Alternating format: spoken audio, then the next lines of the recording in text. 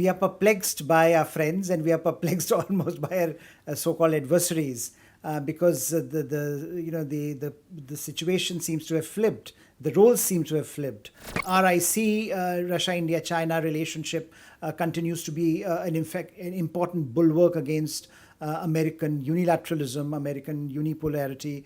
Indians have long memory. We remember what happened during Right. Cold War. So historical memory is not going to go away anytime soon. And the Cold Warriors are up in arms in India, right? At this point, everyone is saying, look, we told you so. Americans can't be trusted. So America has a lot of work, will have a lot of work to do. And Indian policymakers will find it very difficult to put the Humpty Dumpty of India-US relationship back on track. Even Peter Navarro has said that, look, we are working together to find a solution. So I think the negotiations continue, but what is not being understood perhaps sufficiently in the US is that the political space in India is getting constrained day by day.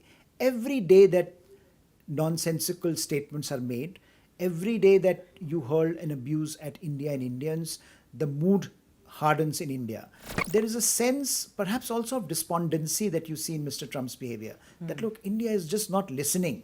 If only Mr. Modi had done this, things would have been very different. That seems to be a sense of frustration building. And the more frustrated he gets, the more eccentric his behavior becomes. China will remain the most important strategic challenge for India. I don't think it is going to go away. But I think what has happened in some ways is that China also is facing negative headwinds, right? From the markets are closing in the Western world. China's domestic demand is also going down. So there is a challenge for China. It needs new markets. It needs new economic partners. And what better partner it can get than India?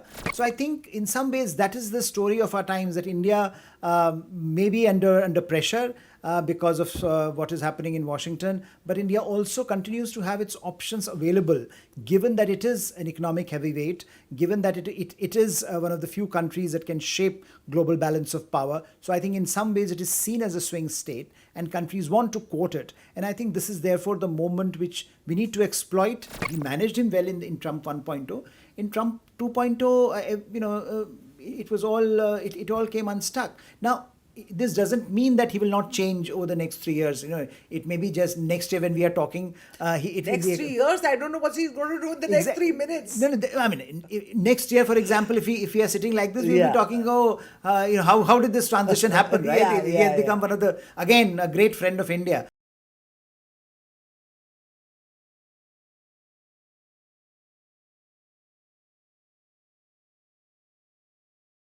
Hi, you're watching the Times of India podcast. I'm joined by Professor Harshvi Pant, Vice President, Studies and Foreign Policy at Observer Research Foundation. He's also Professor of International Relations at the King's India Institute at King's College London. Thank you for joining us, sir. You've authored many books, several books on the Asian security situation. If you had to capture India's geopolitical mood at this point in time, in August 2025, in one word, what would that be? I think the one word is the word that perhaps inadvertently our foreign minister used, perplexing. We are perplexed by our friends and we are perplexed almost by our so-called adversaries because the situation seems to have flipped. The roles seem to have flipped. A partner that for a very long time we were working very closely together now seems to be coming out openly, and every day in, day out seems to be putting us on a back foot, whereas we seem to be moving in a direction of a rapprochement with a country that we were at loggerheads with till very recently. So I think this role reversal is a very interesting one, and perhaps that requires a nimbleness in our approach, which we are witnessing at the moment in terms of what has happened just in the last few days, but also broadly in terms of how India is trying to manage its multiple partnerships at the same time. With the Russian president and with Russia, India has a comfortable soft spot, a good camaraderie extending for decades. But as far as China is concerned, it's after a 7-year freeze, the thaw. How do you think this is going to play out? You see, it's very difficult to say. If you recall, just a few years back or even months back, we used to talk about how India is in this very sweet geopolitical spot, right? Geopolitical sweet spot. Yeah. And India's moment. And I do think that this is India's moment in the way we have pretty effortlessly sort of captured the moment, our challenges with America, and moved on. As we saw this week, in the last few days, the visuals of India's Prime Minister with Chinese President and Russian President coming together for the SCO summit, but also making a point about how this traditional RIC, Russia-India-China relationship continues to be an important bulwark against American unilateralism, American unipolarity. You can go back to 1990s when it was first coined, the Russia-China-India Trilateral by Primakov. So I think in some ways that seamless movement from a space where it was India was being quoted by the Americans to one where India seems to have friends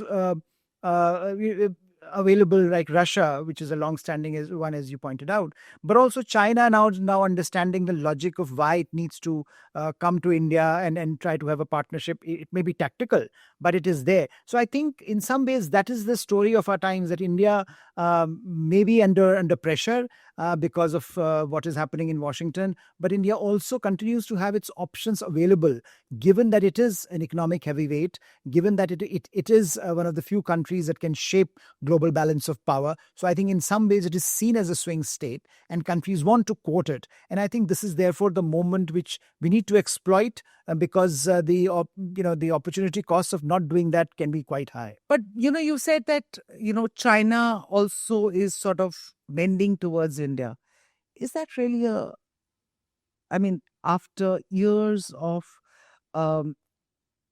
treating China as an adversary, some said enemy number one, not Pakistan, but China. Do you think it's that easy? Not at all. I think China will remain the most important strategic challenge for India. I don't think it is going to go away. But I think what has happened in some ways is that China also is facing negative headwinds, right? From the markets are closing in the Western world. China's domestic demand is also going down. So there is a challenge for China. It needs new markets. It needs new economic partners. And what better partner it can get than India, which is the third largest economy at this point, growing increasingly very important global economic actor. I think a few years back, a decade back, it would not have been possible, or China would not have envisioned that. But China sees, I think, in this downturn with the US, that India is facing an opportunity. And therefore, it is capturing that opportunity. The question is, are we alert to the possibility that this may not last very long? And therefore, are we building our capacities during the time that we have, so that if another problem comes from China, we are able to take it head on? Because you cannot be lulled into thinking that, look, China is going to be our friends for life. We are going to be best friends forever. That's not going to happen. With China, there are fundamental differences. And we saw that even during Sindoor, the way coordination between Chinese military and Pakistani military was happening. That is quite, and I don't think that element is going to go away. So we have to be prepared for it, but also at the same time nurture the economic aspects of the relationship, because it allows you to build your own capacities. At the end of the day, India wants to build its own economic strength. India wants to build its own domestic manufacturing. And if China can help in the process, then why not take that help? What kind of a foreign policy spot are we in right now? And how can India hedge its bets? You said one thing, build capacities, but capacities won't be built overnight. China also took about 20 years to build the rare earths possession that it now has, which can bring America to its knees during any trade talks. What can India build? And of course, that's going to take time. I think there are two ways of looking at it. One is the very short to medium term, where as you point out, we are looking at an America that is turning inwards, an America that where the administration at the moment at least is not cognizant of the strategic costs that are coming with the economic choices that they are making. That if you impose tariffs on India, somehow that they believe that it is going to be, once the trade deal is in, everything will be forgotten. Indians have long memory. We remember what happened during the Cold War. So historical memory is not going to go away. anytime soon. And the cold warriors are up in arms in India, right? At this point, everyone is saying, look, we told you so. Americans can't be trusted. So America has a lot of work, will have a lot of work to do. And Indian policymakers will find it very difficult to put the Humpty Dumpty of India-US relationship back on track. So I do think that there is a challenge for India insofar as the US is concerned in the short to medium term. But in the long term, the fundamentals are such that India and the US will have to work together, because I don't think there is an alternative available.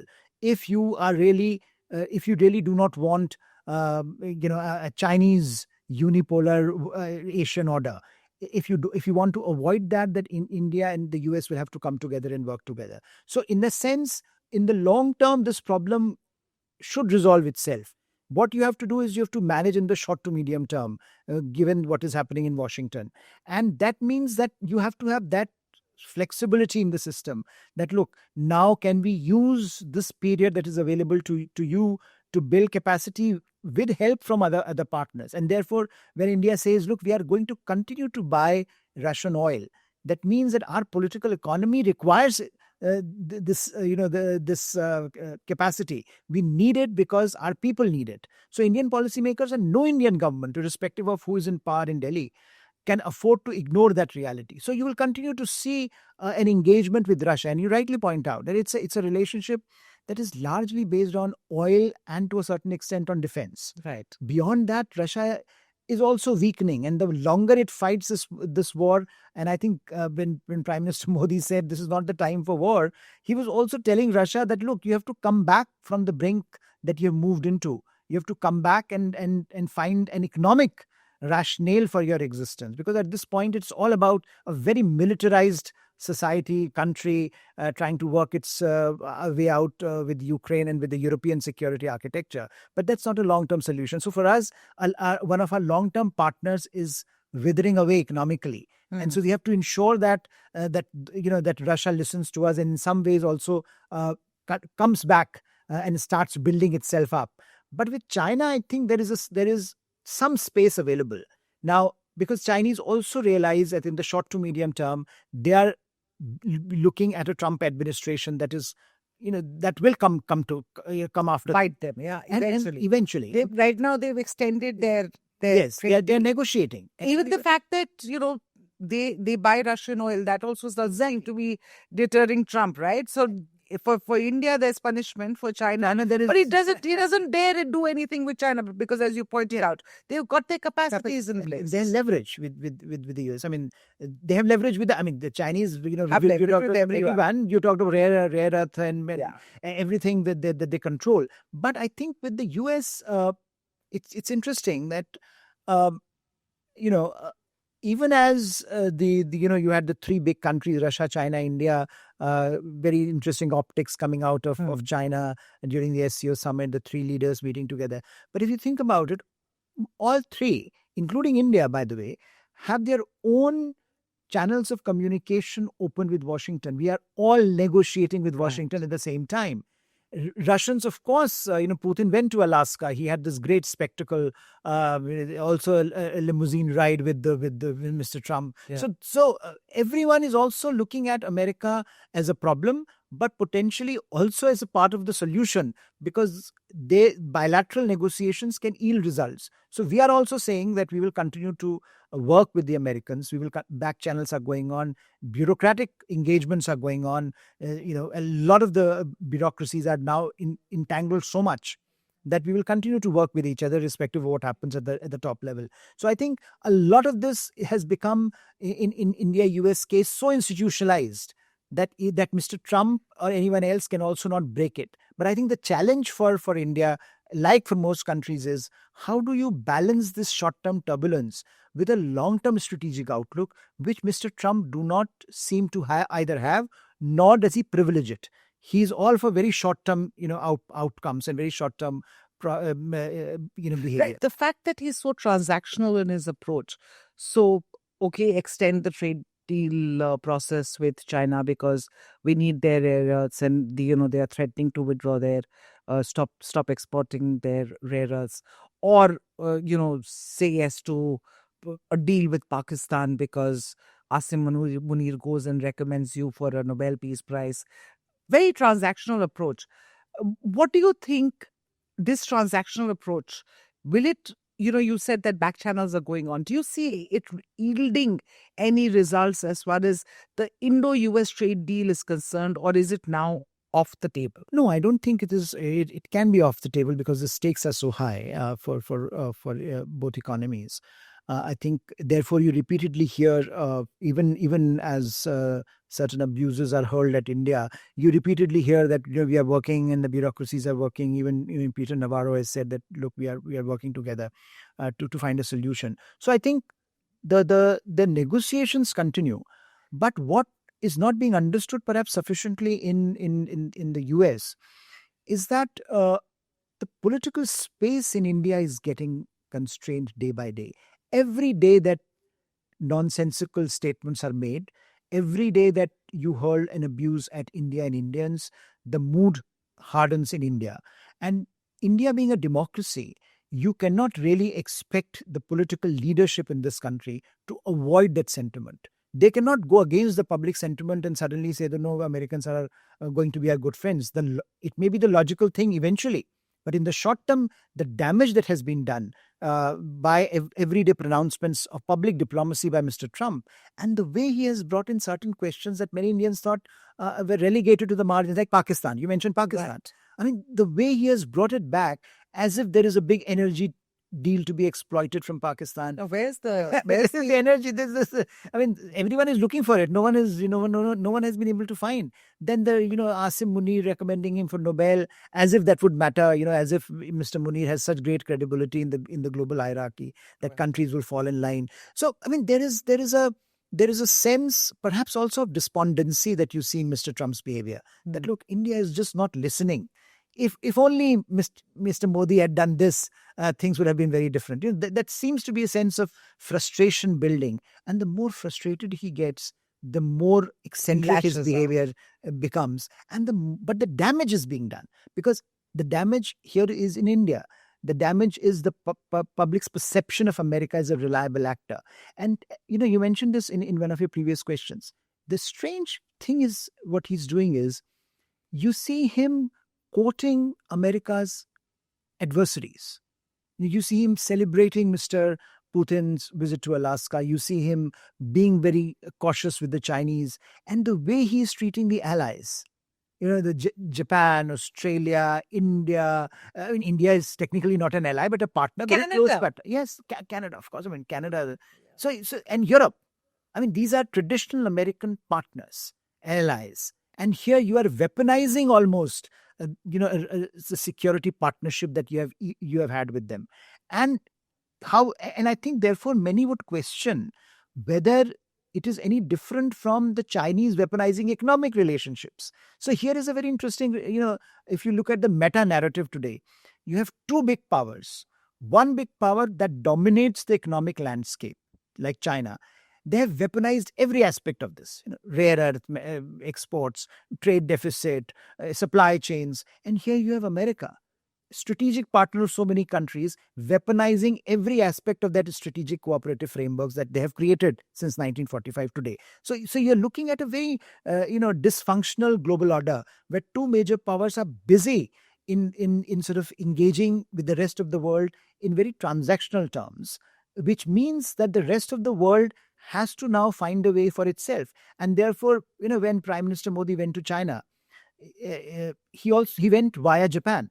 And that meant that India and Japan coming together or working together much more closely is the only alternative. Countries that are like-minded will have to do much more together. We'll have to do much more on economic matters, on strategic matters. And you saw the unveiling of Economic Security Initiative between India and Japan, because that has become imperative. That, obviously, we were discussing China. China is today a partner, tomorrow it may not be. So you have to prepare yourself. You have to buffer against those kind of eventualities and insulate from those kind of shifts and turns that might come. And that is basically what we are left with. Right. It's the same China which had the string of pearls strategy vis-a-vis India, choke India from all sides. And they still do. And they still have that strategy, but yet there is a Xi Jinping standing on the dais, giggling with Mr. Modi, with PM Modi. I mean, it's those are pictures and visuals that I don't think we'll forget in a hurry. What's China's game plan? So I think in the long term, and eventually, I think we may just find out sooner than we expect that the relationship remains fundamentally a competitive one. It's a competitive relationship. Both the fact that India is the only country in the Indo-Pacific, broader Indo-Pacific, that can challenge China in the kind of scale that we have and in the kind of economic power that we can potentially have. We are already, with all the challenges that we have, we are climbing up the ladder. But we're far behind China. Yes, but if you are number 3 or number 4 in whichever metrics, then it is a metric that matters. Right? The rest are even further behind. So we are, in some ways, we provide the scale that only we can. I mean, Japan is a very powerful, technologically, economically powerful country. But look, I mean, Japan has not been able to do anything to when it came to Chinese predominance of the region. Suddenly, China is everywhere. We can do that. So for them, therefore, the easiest thing at this point to do is to continue to talk about India as a regional player, continue to build Pakistan in certain capacities.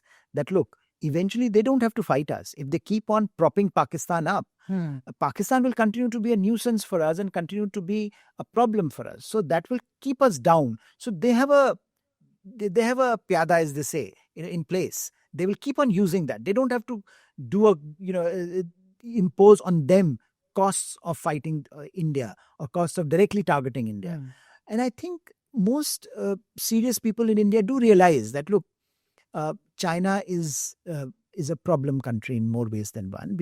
We can try to see some positives here and there in the short term. If you want economic relationship, if you want to build our manufacturing base, you are reliant on Chinese imports. You really can't do without them. So we need that support. We need those critical minerals that the Chinese. So might as well take that in the short term, and then in the long term, figure out your strategy, hedge your bets. But how do you hedge your bets? You pointed out that the 2 topmost economies of the world are weaponizing trade, weaponizing tariffs. I think Europe certainly is very important. European Union commands a lot of market power, economic power as a unit. So I think getting that right is very important for India, should be very important for India. And I think that's where we seem to be moving at this point. Both EU and India seem to be concerned about what is happening in Washington. They're equally concerned about Chinese over-dependence on China. So I think strategically we are converging that, and this provides you an opportunity to finally conclude a deal that we have been talking about for 17 years now. So I think part of it is also our fault in a sense that we have, this sense of delaying things and this sense of not doing things which needed certain urgency. And I think some of these things should be done on an urgent basis. Today, we are talking of a second generation of reforms which might come in. Now, I mean, they are obviously, we are thinking about them because of the tariffs that have come our way. But I think we could have done much better in terms of, operationalizing them much earlier. In India as a democracy, economic reforms are messy. It takes a lot of time. We saw what happened with agriculture. We saw what happened with land and labor reform. So it takes a lot of political capital. And I hope that this time, that political capital can be used in some ways, because those reforms would be essential to make Indian manufacturing competitive, which is ultimately the goal. That you look at the Chinese manufacturing and how it dominates the global market. So I think in some ways, a lot of things India needs to prioritize for itself. That there are certain things that you need to do. You need to build your capacity. Therefore, you need to unleash reforms at home, build these partnerships which are critical, including with EU, but also with countries, where I think some of the things which we are doing are with Japan. That this whole economic security initiative is very important, because looking at trade arrangements without the lens of a strategy has been a problem for the world. And I think now if you start looking at economic security as a fundamental aspect of your national security, it helps you in prioritizing what kind of investments you need, where you need those investments, how do you prioritize certain sectors over others, etc. So I think that with countries like Japan, Australia, ASEAN, our engagement will have to grow, because ASEAN, the kind of clout that China enjoys there is solely based on their trade and economic activity. So I think that will have to happen. And of course, the Indian Ocean region in South Asia, where our priorities lie. How do we ensure that our economic linkages continue to grow? A lot of things you talked about, a lot of layers. These require perhaps years of planning, lots of bureaucracy involved to get things moving. Where are we with each of these facets that you've talked about?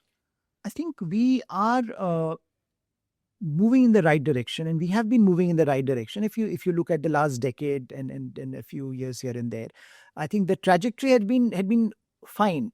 The problem often happens is that we, I think, often underestimate the ability of others to create problems for us. That here we believed that if only we had Mr. Modi and Xi Jinping talking to each other, we would not have a problem like Galwan.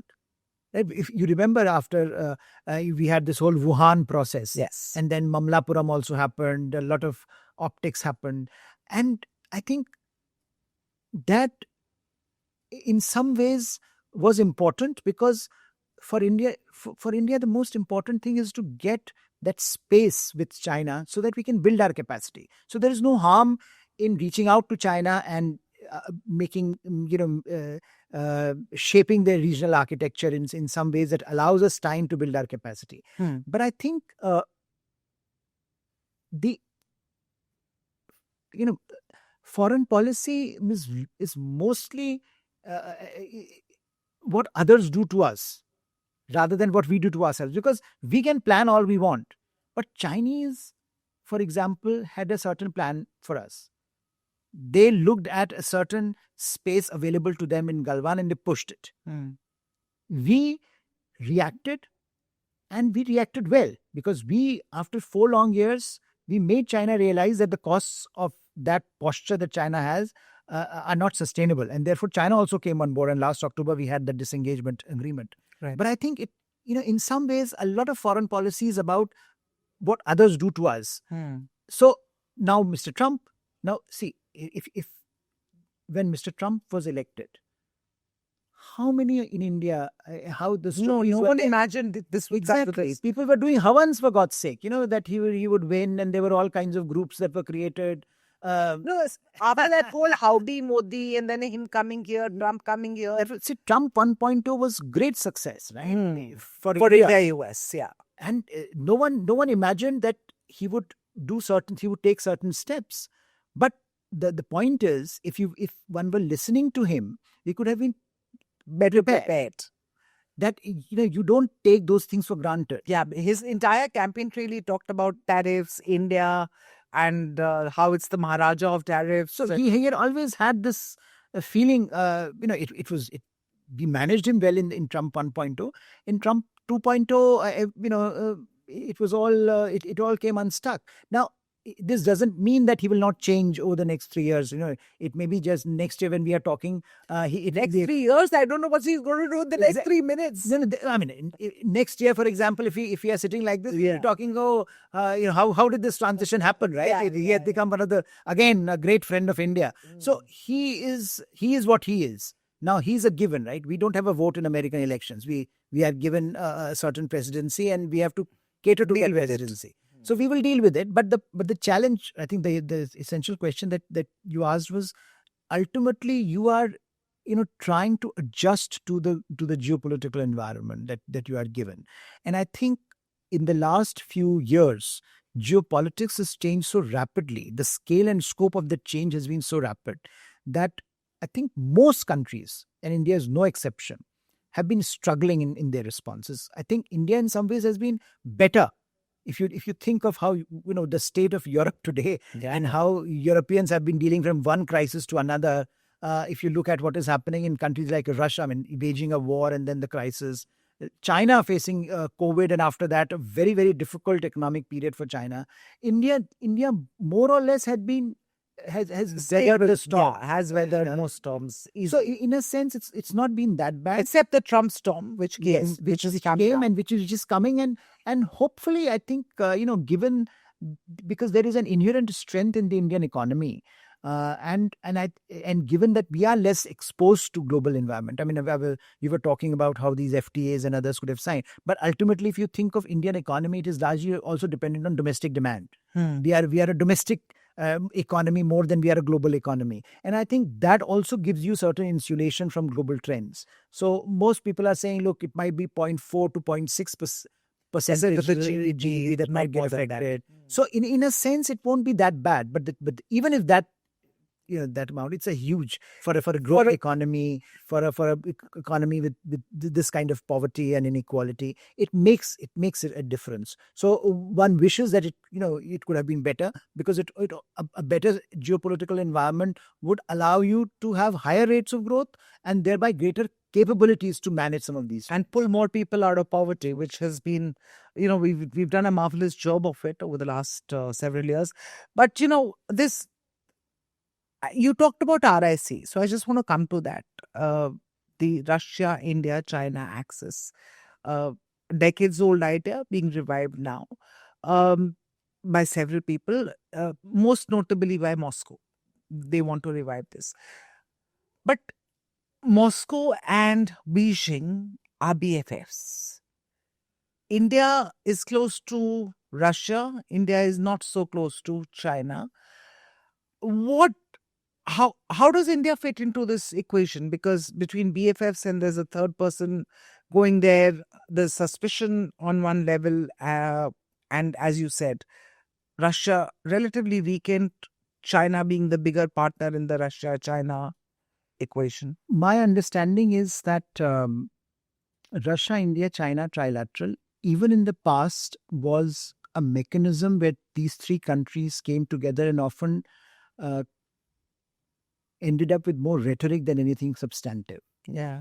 So I mean, if you go back and if you see what it achieved, there's not much to really talk about. I mean, one can at the most extrapolate and say that RIC there became the fulcrum for eventual emergence of BRICS. Yeah. But that is also difficult to say, because this was some BRICS eventually emerged out of some investment bankers' imagination of how the world might look like. But RIC will always remain an interesting exercise in pushing back against certain unilateralist tendencies in American foreign policy.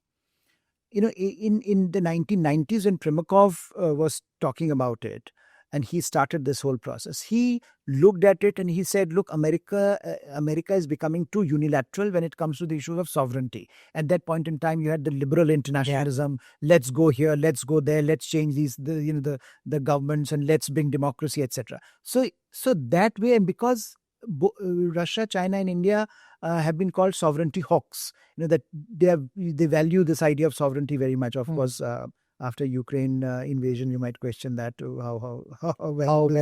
Yeah. But I think that element was always there.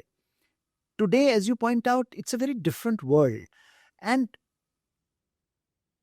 on the one hand, you have this problem of all three of them trying to, as we were discussing, having their own channel with Washington. On the other, you have a situation where India would define itself as non-Western, not anti-Western. Whereas Russia and China have taken openly anti-Western foreign policy frameworks. They are opposing everything that the West does. India has a slightly different approach to many of these questions, right? We were talking about India-EU FTA. Now, this is a Western, so we want to engage the West. If at all, what we would say, we want to be a bridge, not something to take sides, right? So, if India did not take side during Russia and Ukraine war, I don't anticipate India taking sides between RIC and the West. I mean, so what I think eventually we will do when with RIC also, we would like to project certain principles on the global stage that look, sovereignty is important, like balanced trade is important, that you have to global economic order and global economic governance is important. Pushback against tariffs might be on the agenda of RIC. So I think those kinds of issues certainly India can bring to the table. But I don't think India is going to position itself as a country that takes overtly anti-Western approach to global economy and global polity. The other issue, of course, is very important, which is Russia, China coming together, and I think that is somewhat I would say one of the most important challenge for Indian foreign policy potentially can be how close Russia and China may end up getting. They already are. But what India has tried to do is therefore to keep a channel of communication open with Russia. That, and this India has always been trying to explain to the West that the more you try to isolate Russia, the more Russia ends up in China's arms. And therefore you don't want that. And I think therefore in some ways many in India were hopeful that Trump's opening to Russia would create new avenues for India. They didn't realize that Trump would close down to India, that element was unexpected. Three things that we need to keep in mind before aligning with China. I would say, that there cannot be an alignment with China. There can be a tactical adjustment with China. You cannot align because the Chinese ambitions, the way they are looking at the world, and the way they look at India is very distinct from how India perceives its own role on the global stage and in the Indo-Pacific. How do Chinese look at India? I think Chinese attempt has always been to keep India boxed in as a South Asian player. They don't look at India as a country that is Indo-Pacific views. And the only time they get worried, also ironical, is that when India and the US come together. So you would recall US India were signing the nuclear deal. They were extraordinarily worried. And they were pushing back against. So they've always been very cautious about it. So in a sense, they're understanding that, look, wherever there is potential of India changing or reconfiguring the global balance of power or the regional balance of power, they get worried. So I would say that be mindful of what China is doing, but exploit the opportunities that you have been given. Because we are now, we may be far behind, but we are the third or fourth largest economy in the world. The world wants to engage us. So use the global balance of power to your advantage. Chinese have been merciless in this game. You go back to history, they were once partners of the Soviet Union, then America, then this and that. So they move around. And I think India should also leverage this space that is available to India today to ensure that we have equities with all partners, and that we continue to at least make a case to all our partners that there is no, that we are nimble, that we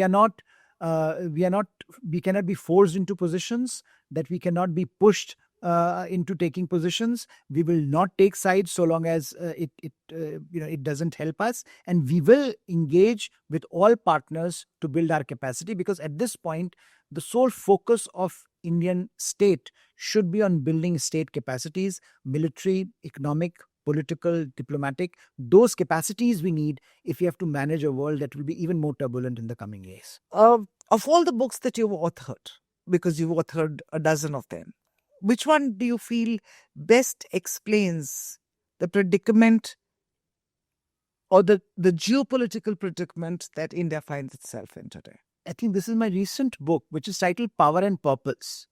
And I think the essential question that all major powers have to answer is, what is the purpose behind the power? What is it that we are growing for? What is it that we are trying to build capacities for? And I think ultimately India's foreign policy will work for the development of its people. That we have to create both domestic capacities and a global environment where the potential of our people can be explored to the fullest. And if that space can be given to, that is the success of any diplomacy and any foreign policy. And I think the book title, power, and purpose is precisely because of that. That if you look at the last 70, 75 years of Indian foreign policy, India has, like all countries, India is no exception. India has struggled with this idea that what is it that we are striving for in a country. Many people have criticized that, look, India has no strategy. India needs a grand strategy. India needs that. India needs that. But ultimately, we know that our foreign policy is largely to help our domestic economy grow, to help our people attain their full potential, and for us to take a position in the global hierarchy that matches our aspirations. All of us want India to play a larger role, but with that larger role comes also greater responsibility, and that responsibility means that you have to navigate this at times the churn that comes in the global system. I don't think I don't think that the default position should be that, look, just because there is turbulence, we should take a back seat. I think the more turbulence there is, the better tested we become. Those tests become sharper. So we need to be aware that, look, these challenges will continue to come our way. If you want to be a major player in the global hierarchy, then you should be aware that these challenges, whether it is China challenging you on the border or Mr. Trump challenging you with tariffs, will be par for the course, and we should be prepared for it. And if I were to ask you, which is the bigger challenge or biggest challenge that India faces today geopolitically? I think Mr. Trump by far, because we just don't know how this will end, and we also don't know what kind of long-term costs this will impose on a relationship that by all measure is one of the most important relationships that India has been pursuing for the last several decades. And, it also sort of cuts down America's own policy over the last several decades, or its own sort of push over the last several decades to get India as a counter to China. No one knows for what end, whether it is for a Nobel Peace Prize or to what end, whether he is for getting a trade agreement, so I think the end is not clear. There's a broader strategic coherence. Do you think, because I think so, that the tariffs on India is largely to pressurize Mr. Putin to end the Ukraine war, which Trump said even last year, till while he was campaigning little late last year, he said, "I will come and within hours this conflict will be over. This war I will end." So he's not been able to do that. So now he's doing all these other. We can't pressurize Putin. He's unable to pressurize China, and therefore he's pressurizing India in the hope to get Putin to react. Do you think he will? I think that will happen. I think partly that's the case. I think he's getting frustrated with every failure that he's encountering, and I think his failures are mounting now. It's very evident that he has not been able to achieve very much on the global stage. And therefore he keeps, he calls Armenia and Azerbaijan and then says, look, I've done a great peace agreement and please nominate me for Nobel Prize. I think there is a sense of frustration there about, what he had said and he would accomplish and has not been able to accomplish. I think also, I would say that part of it was Russia, but part of it was also, I think things started falling apart after Operation Sindoor. And I think that also unraveled.